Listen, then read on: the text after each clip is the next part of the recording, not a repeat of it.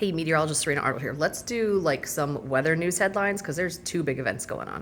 We'll get to the New England forecast in a minute, but this is already the second high risk day that we have had this year. Some years go by where we don't have any.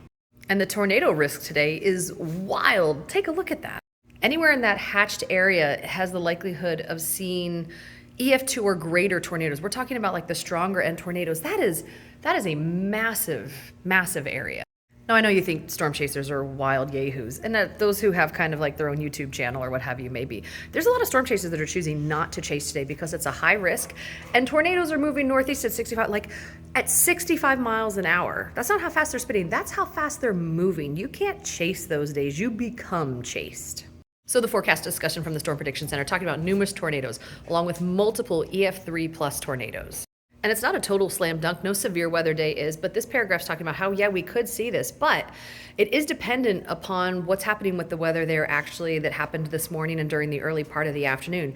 If the worst case scenario comes together, this is gonna be really bad, but there is a chance that this morning's weather is actually gonna dampen some of those parameters that we need to see these significant tornadoes.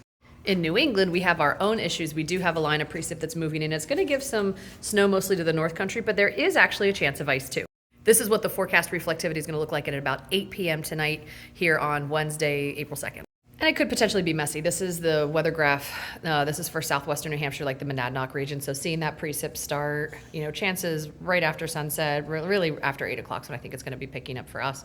And seeing that mix, right? Snow, sleet, freezing rain combinations, but temperatures warming, it moving to rain before this thing makes its way out of here. So things could be a little slippery and gross in the early morning, especially if you're traveling during those like just after sunrise hours. This is the snow forecast for New Hampshire and then also for the southern and western parts of Maine. You see this isn't like a big snowmaker.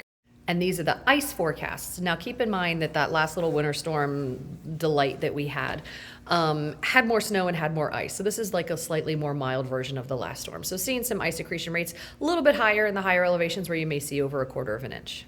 Here's the equivalent for snow and ice for Vermont and far northeastern New York. And then everything that's like covered by the Caribou office. Once again, not a big snowmaker, not a big ice maker, just be aware. And if you're south of that, there's really not much to worry about, but you can always go to weather.gov and take a look at your forecast.